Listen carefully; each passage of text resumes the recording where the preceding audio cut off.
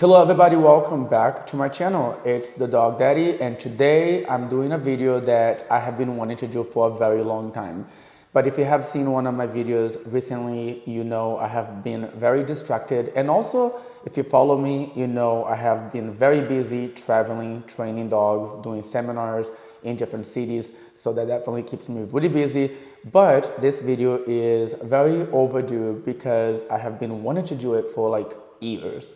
And today is finally the day where I'm going to be sitting here and answering the questions that you guys have for me. As a content creator, I get thousands of questions throughout the comment sections of all of my platforms every single day. So I decided to let you guys ask me those questions directly on Instagram, and today I'm going to be answering as many as I can in this video. Let's get started. So over here, I have all of the questions that you guys left on my Instagram questions tab that I left the other day, and I'm going to be answering them right now. So the first question we have is a dog training question, and it comes from Neil Anderson 47. And the question is, my dog Trevor is 11 years old. Can you teach older dogs to stop being naughty? He was attacked, now he is the attacker. So yes, you can train dogs at any age. Of course, the older they are, the more work it may be because they have been living with those habits for a very long time. It does not mean that ever that it's impossible. It's just, it may take a little bit more work. So the short answer here would be that yes, any dog at any age can be trained. Usually as your dog gets older and they have the habit for more years, it can take a little bit more time to revert those behaviors, but that does not mean impossible. You need to find a qualified dog trainer that specializes in the type of training that you need for your dog. And then as far as him becoming the attacker after being attacked is very common because your dog is now on the defensive. So this is a very common reason for why dogs become reactive or aggressive in the first place, is because they had a bad experience and they became afraid, and therefore they become defensive, and that's why they're showing so much aggression, because to them that is a natural instinct to defend themselves. The next question comes from Doggies on Wheels Inc. and it's a diet question. So if you get a puppy and they are eating that hard food, how do you transition them to raw food? Also, how or which raw treats are good for any type of dog from puppies to senior dogs? So it is recommended to switch dogs cold turkey. This means you just completely stop feeding the dry food and start to feed raw. Now, as far as a balanced raw diet, I would suggest you do some homework and some research before you start. There's many different articles that you can read and videos, different groups on social media that you can follow that will answer all your questions. I would get someone to help you through the process of switching them to raw to make sure that you're doing everything correctly. But the short answer is cold turkey instead of doing it slowly, because the raw and dry food digests at very different rates. So it can upset your dog's stomach even more when it comes to completely switching the diet like that. And as far as treats, you know, any type of raw meat could be used for treats. I personally don't use raw for treats because I don't want to have raw meat on my hands all the time. Especially if you go out in public to train your dog, it would be very inconvenient to be carrying raw meat with you. So I feed freeze-dried treats, which should be good for any dogs because it's just pure meat that has been dehydrated. You know, it's like just freeze-dried. You have chicken. It pretty much have all different types of flavors nowadays. You can get chicken, which is pure chicken, or beef liver, chicken liver, and fish, all kinds of different freeze-dried treats that you can use, whatever your dog prefers. So it's very natural, one ingredient, minimally processed, very convenient to use on a day-to-day basis. The next question comes from Wanda Bowers 10. How did you learn to get dogs calmed down so quickly? Do you have a natural talent? So I have been training dogs, including my own, for my entire life. I grew up with this interest in dogs and communicating with them. So I dedicated my entire childhood to learning, observing them, studying them to be able to communicate in an effective way. So I would say you learn by really dedicating time to understanding the dogs and understanding how they respond to us in different ways. And of course, the more you do it, the more you practice and the more you're hands-on with dogs and the more you dedicate time to it, the better you're going to become. So the next question is also a dog training question, and it comes from Dora, the World Explorer. Is it possible to train recall on a driven hunting dog? I have one and she never listens to me. So again, the short answer is yes. I have seen it done many times. Now, sometimes you'll find it a little bit more challenging to teach your dog to work on things that are against their natural instincts. But again, that does not mean impossible. It just means you might have to put a little bit more effort, and you may have to become creative with your training sessions to achieve optimal results with your dog. Next one is back to a diet question. How much meat do you feed a 5-pound Chihuahua a day? And the answer to that is about 2% of your dog's ideal body weight. So usually from 1 to 3% of your dog's body weight. If you have a chubby Chihuahua, start with 1% of their body weight. If you have a skinnier Chihuahua, 3%. If you have a dog that is already in the ideal body weight, start at about 2% of their body weight. Next question, how old you was when you started working with dogs? I have been working with dogs ever since I could walk. I just had this natural interest in communicating with dogs. So honestly, for as long as I can remember. But I have been working with dogs professionally now in the US for 11 years. The next question, how did you know you wanted to train dogs? Pretty much, it was just a part of me and I never gave up on it. Actually, I had to go through a lot of obstacles to do what I do today because, you know, it's the full story is for another video, but I pretty much was always told I would never be able to have a career doing this, and it was a distraction, you know, growing up. So yeah, it's been something that was with me. Next question, for the first dog, which one do you recommend?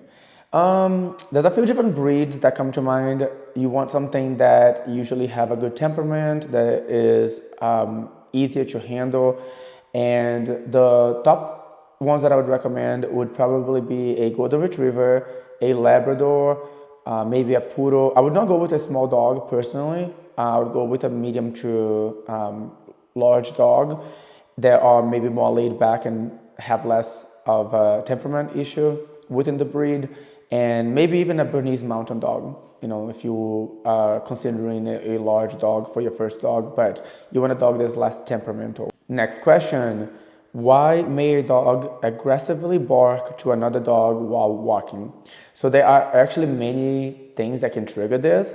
Anything from a dog that is insecure and therefore is on the defensive and it appears very aggressive and wants to be loud to make that presence known and try to scare the other dog away. It could be a dog that is just learning or have learned to behave this way because they watch other dogs doing it and they therefore are also on the defensive and kind of putting up a fight or ready to fight or letting the other dog know that they're ready to fight.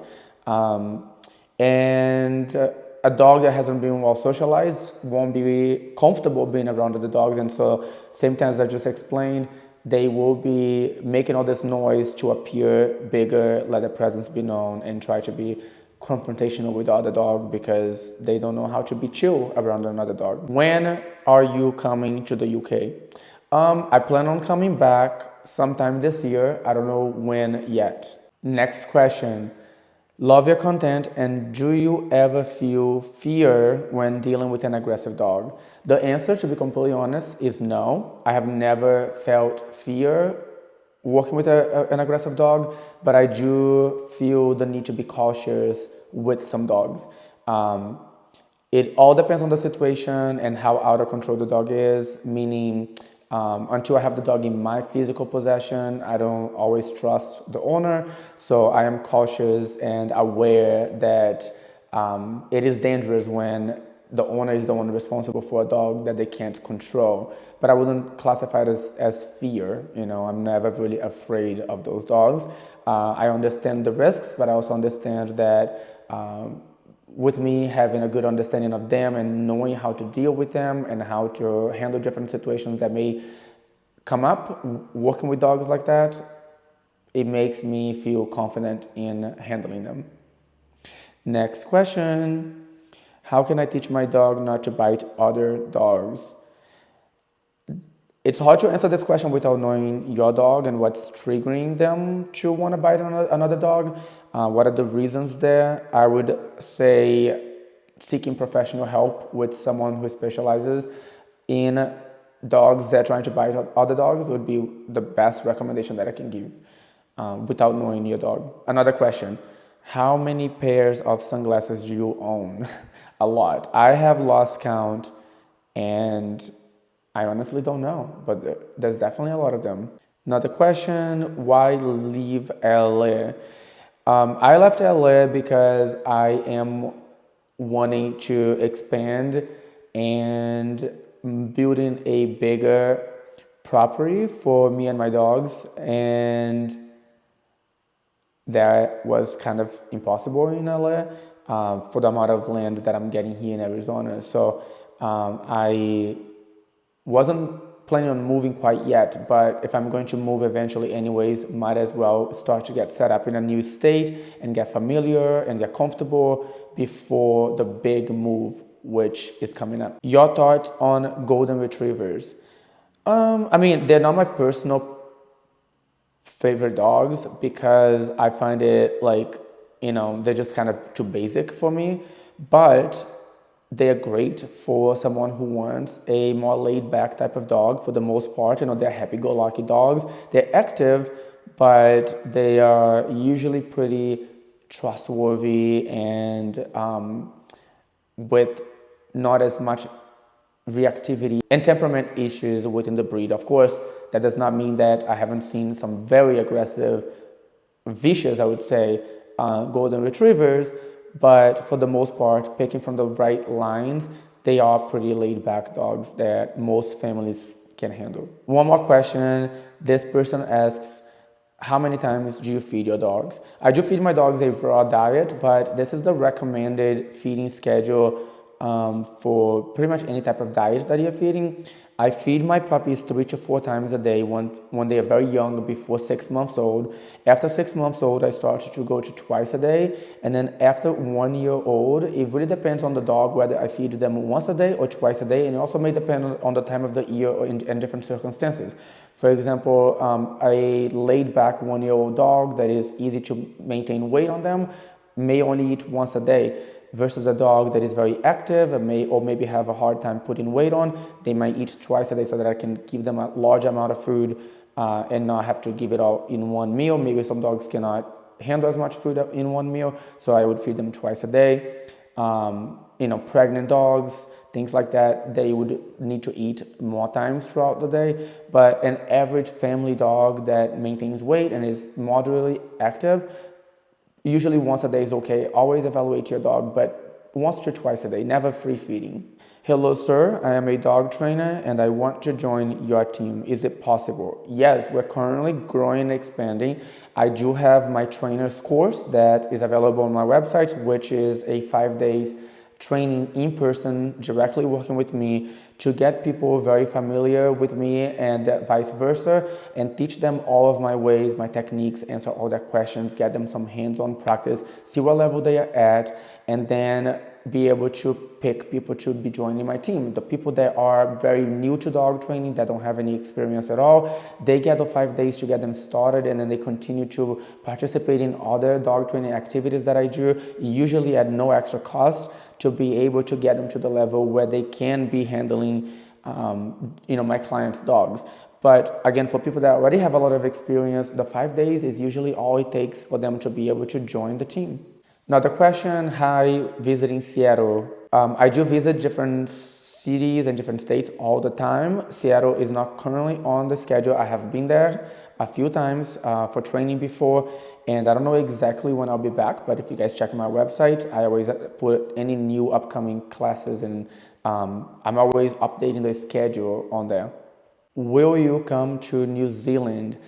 Yes, I would love to visit New Zealand. I've never been there before. I do want to come, but I don't know when yet. Can I send you a hand-painted clothes? I do. Yes, I would love to have one. Send me a message on Instagram and let's get it going. I'm going to answer one more question. There's a lot more. I'm probably going to do a part 2 of this video and answer some other questions. This last one is, do you eat any junk food? I don't like to, but I will admit that I am guilty of eating some fast food sometimes, because I think that's the reason that fast food became popular in the first place, which is very relatable to dog food, because the reason it became popular is because it's convenient and easy. It does not mean that it's healthy or the best alternative or the best option, but it's convenient, and sometimes, you know, in last resort situations, and if you don't plan enough, that ends up being the only solution for you to eat in a day. Same thing with dogs. So I hate doing it. I do not like it. I don't feel good when I eat fast food. I don't like many fast foods, but when I'm starving and I haven't planned my day well enough, I will eat most junk foods. But again, I would love to be able to completely stop, and I'm working hard to do that. Sometimes you get carried away, and in certain occasions and time frames, I would say that I was a little bit even more comfortable with fast food or junk food than I imagined that I would be. And I'm trying to really be conscious of that and not let it become a normal thing. So I have a ton more of questions here. I'm not going to answer them all today in this one video because I do have to get back to some other projects. But if you guys have more questions, keep leaving them in the comments below. If you want a video where I answer more questions like this, then also definitely let me know. And yes, I don't mind doing this once in a while and answering some questions. Maybe I'll do 10 questions in each video so it doesn't become too much and boring. But that's it for today's video, and I will see you guys in the next one.